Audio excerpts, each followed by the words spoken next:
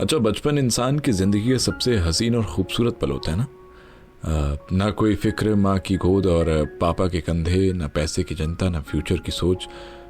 बस हर पल अपनी मस्तियों में खोए रहना, खेलना, कूदना और पढ़ना, बगैर किसी तनाव के। नन्हे होठों पर फूलों से खिलखिलाती हंसी और मुस्कुराहट, वो शरारत, रूठना, मनाना, जिद पर अड़ जाना, यही तो बचपन की पहचान होती है।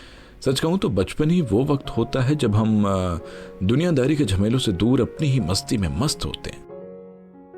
ये दौलतें भी ले लो, ये शोहरतें भी ले लो, भले छीन लो मुझसे मेरी जवानी, मगर मुझको लौटा दो बचपन का सावन, वो कागज की कश्ती, वो बारिश का पानी।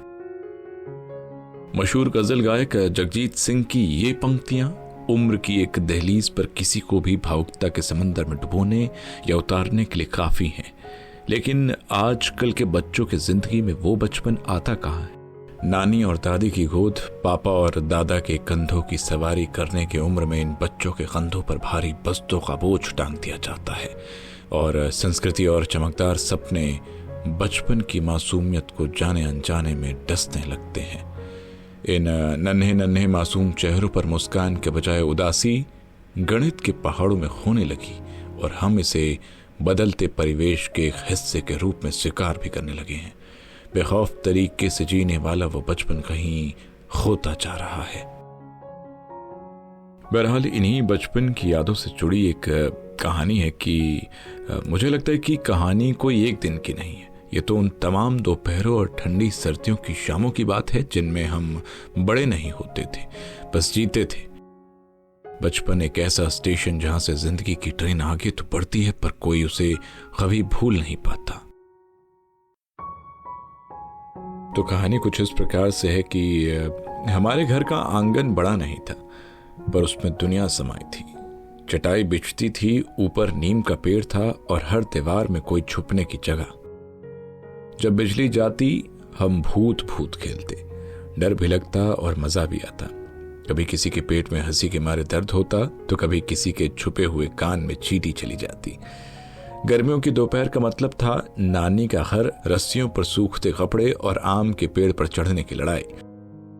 कच्चे आम चुराने का मजा ही कुछ और होता था। कभी पैंट की जेब फट जाती तो कभी मुंह का सारा स्वाद नींबू नमक से भर जाता।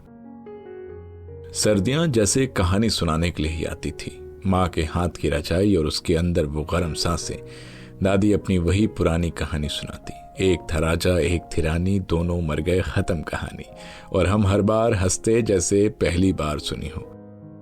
हर किसी की एक गुल्लक होती थी, मेरी कांच की थी जिस पर लाल रंग का फूल बना था। हर बार जब कोई मेहमान 2 रुपए देता मैं खुशी से पंखा बंद कर गुल्लक में डालता। बिजली बचेगी ये तर्क मैं ही देता था, पर सबसे बड़ी खुशी तब होती जब गुल्लक फोड़ते। वो आवाज, वो सिक्कों की बारिश जैसे खुद कायनात ने इनाम दिया हो।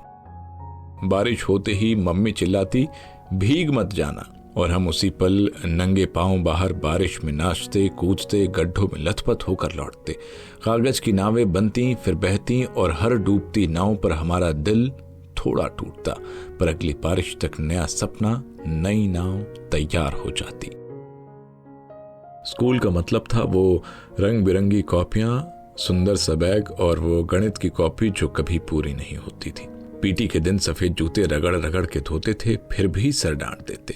क्लास में चौक खाने की कसम खाते और छुट्टी की घंटी बजते ही ऐसे भागते जैसे जिंदगी मिल गई हो।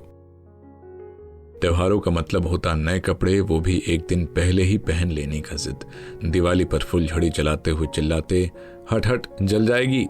और होली, ओह होली तो जैसे रंगों से लथपथ आजादी का ऐलान होती। बाजार की भीड़, मीठी पुकारें और नए जूते पहनकर घुटने छिलवाना सब याद है। जब घर में पहली बार रंगीन टीवी आया था पूरा मोहल्ला आ गया था रामायण देखने। और फ्रिज जब आया तो मम्मी ने बोला, बोतल एक बार में मत निकालना, ठंडा उड़ जाता है। पर हम हर बार झांकते थे कि कोई गुड़ की बर्फी तो नहीं रखी। कभी पता ही नहीं चला कि वो लंगड़ी टांग वाला खेल कब फोन की स्क्रीन बन गया। वो गली जहां कभी साइकिल चलाना सीखा था अब चुप है। मिट्टी की वो गंध अब सिर्फ बारिश में आती है और लुका छिपी अब यादों में खेली जाती है। वो नीम का पेड़ अब भी वहीं खड़ा है, वो गुल्लक अब भी कुछ सिक्के ढूंढ रही है और वो नानी अब भी चिल्ला रही है, भीख मत जाना, बीमार पड़ जाओगे। क्योंकि बचपन कहीं गया नहीं, वो बस थोड़ी देर के लिए आंख मिचौली खेल रहा है हमारे ही साथ।